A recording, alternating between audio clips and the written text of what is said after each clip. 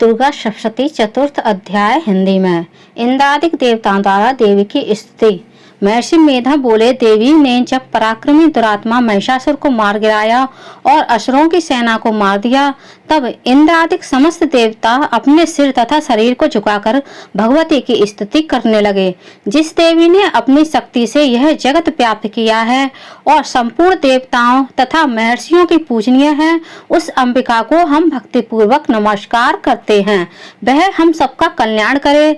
जिस अतुल प्रभाव और बल का वर्णन भगवान विष्णु, शंकर और ब्रह्मा जी भी नहीं कर सके, वहीं चंडिका देवी इस संपूर्ण जगत का पालन करे और अशुभ भय का नाश करे। पुण्यात्माओं के घरों में तुम स्वयं लक्ष्मी के रूप में हो और पापियों के घरों में तुम अलक्ष्मी रूप हो और सत्कुलों में उत्पन्न होने वालों के लिए तुम लज्जा रूप होकर उनके घरों में निवास करती हो। हम दुर्गा भगवती को नमस्कार करते हैं। हे देवी, इस विश्व का पालन करो। हे देवी, हम तुम्हारे अचिंत्य रूप का किस प्रकार वर्णन करें। असुरों का नाश करने वाले भारी पराक्रम तथा समस्त देवताओं और दैत्यों के विषय में जो तुम्हारे पवित्र चरित्र हैं, उनका हम किस प्रकार वर्णन करें। हे देवी, त्रिगुणात्मिका होने पर भी तुम संपूर्ण जगत की उत्पत्ति का कारण हो। हे देवी, भगवान विष्णु, शंकर आदि किसी भी देवता ने तुम्हारा पार नहीं पाया है। तुम सबकी आश्रय हो। यह संपूर्ण जगत तुम्हारा ही अंश रूप है, क्योंकि तुम सबकी आदिभूत प्रकृति हो। हे देवी, तुम्हारे जिस नाम के उच्चारण से संपूर्ण यज्ञों में सब देवता तृप्ति लाभ करते हैं, वह स्वाहा भी तुम ही हो। इसके अतिरिक्त तुम पितरों की तृप्ति का कारण हो, इसलिए सब आपको स्वधा कहते हैं। हे देवी, वह विद्या जो मोक्ष देने वाली है, जो अचिंत महाज्ञान स्वरूपा है, तत्वों के सार को वश में करने वाले, संपूर्ण दोषों को दूर करने वाले, मोक्ष की इच्छा वाले मुनिजन जिसका अभ्यास करते हैं, वह तुम ही हो। तुम वाणी रूप हो और दोष रहित ऋग तथा यजुर्वेदों की एवं उद्गीत और सुंदर पदों के पाठ वाले सामवेद की आश्रय रूप हो।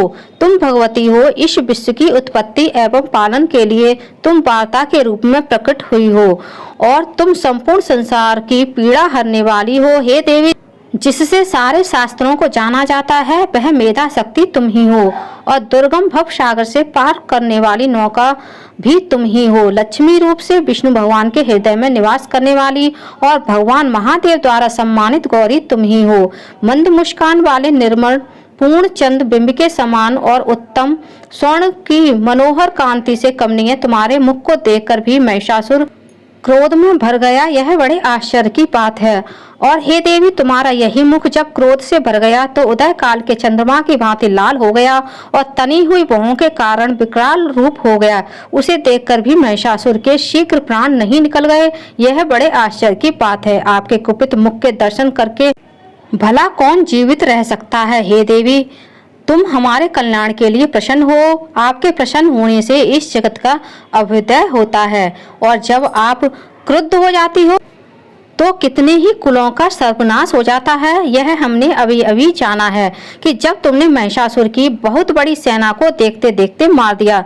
हे देवी, सदा अभ्युदय प्रताप देने वाली, तुम जिस पर प्रसन्न हो जाती हो वही देश में सम्मानित होते हैं। उनके धन यश की वृद्धि होती है, उनका धर्म कभी शिथिल नहीं होता है और उनके यहाँ अधिक पुत्र पुत्रियां और नौकर होते हैं। ये देवी, तुम्हारी कृपा से ही धर्मात्मा पुरुष प्रतिदिन श्रद्धा पूर्वक यज्ञ करता है और धर्मानुकूल आचरण करता है और उसके प्रभाव से स्वर्ग लोक में जाता है, क्योंकि तुम तीनों लोकों में मनवांछित फल देने वाली हो। हे माँ दुर्गे, तुम स्मरण करने पर संपूर्ण जीवों के भय को नष्ट कर देती हो और स्थिर चित्त वालों के द्वारा चिंतन करने पर उन्हें और अत्यंत मंगल देती हो।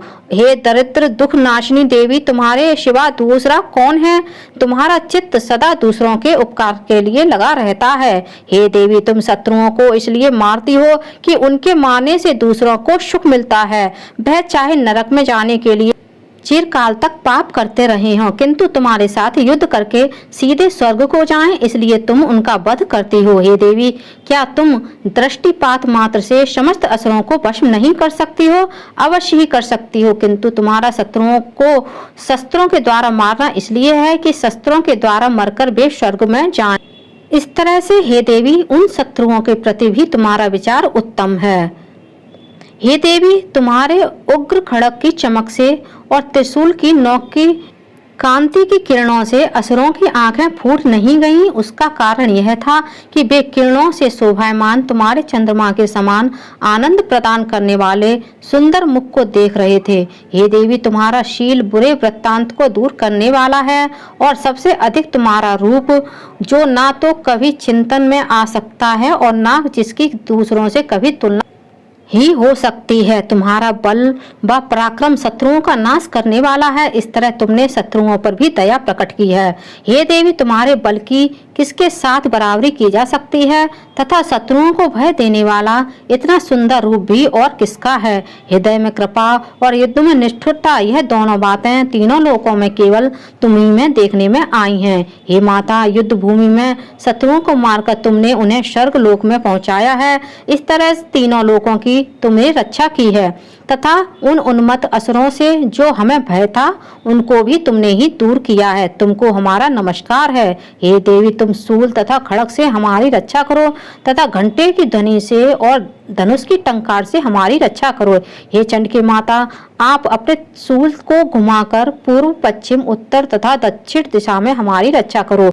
तीनों लोकों में जो तुम्हारे सौम्य रूप हैं तथा घोर रूप है, उनसे हमारी रक्षा करो तथा इस पृथ्वी की रक्षा करो। हे अंबिके, आपके कर पल्लवों में जो खड़ग, शूल और गदा आदि अस्त्र शोभा पा रहे हैं, उनसे हमारी रक्षा करो। महर्षि बोले कि इस प्रकार जब सब देवताओं ने जगत माता भगवती की स्तुति की और नंदन वन में पुष्पों तथा गंध अनुलोपों द्वारा उनका पूजन किया और फिर सबने मिलकर जब सुगंधित व दिव्य धूपों द्वारा उनको सुगंधित निवेदन की, तब देवी ने प्रसन्न होकर कहा, हे देवताओं, तुम सब मुझसे मनोवांछित वर मांगो। देवता बोले, हे भगवती, तुमने हमारा सब कुछ कार्य कर दिया है। अब हमारे लिए कुछ भी मांगना बाकी नहीं रहा है, क्योंकि तुमने हमारे शत्रु महिषासुर को मार डाला है। हे महेश्वरी, तुम इस पर भी यदि हमें कोई वर देना चाहती हो तो बस इतना वर दो कि जब जब हम आपका स्मरण करें तब तब आप हमारी विपत्तियों को हरण करने के लिए हमें दर्शन दिया करो। हे अंबिके, जो कोई भी तुम्हारी स्तुति करे,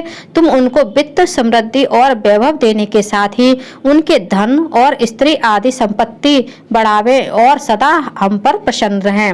महर्षि बोले, हे राजन, देवताओं ने जब जगत के लिए तथा अपने लिए इस प्रकार प्रश्न किया तो बस तथास्तु कहकर देवी अंतर्ध्यान हो गईं। हे भूप, जिस प्रकार तीनों लोकों का हित चाहने वाली यह भगवती देवताओं के शरीर से उत्पन्न हुई थी, वह सारा वृत्तांत मैंने तुमको कह दिया है। इसके पश्चात दुष्ट असुरों तथा शुंभ निशुंभ का वध करने के लिए और सब लोगों की रक्षा करने के लिए जिस प्रकार गौरी देवी के शरीर से उत्पन्न हुई थी, वह सारा वृत्तांत मैं यथावत वर्णन करता हूँ। फ्रेंड्स, आप लोगों को मेरा यह वीडियो कैसा लगा कमेंट करके जरूर बताइएगा, और आप हमारे चैनल पर पहली बार आए हैं तो प्लीज़ चैनल को सब्सक्राइब कर लीजिए, वीडियो को ज़्यादा से ज़्यादा लाइक कीजिए, शेयर कीजिए, साथ ही बेल आइकन को प्रेस कर दीजिए ताकि हमारे आने वाली सारी लेटेस्ट वीडियो की नोटिफिकेशन आप लोगों को टाइम से मिल सके। फ्रेंड्स, आप लोग कमेंट बॉक्स में जय माता दी जरूर लिखिएगा। धन्यवाद फ्रेंड्स, जय माता दी।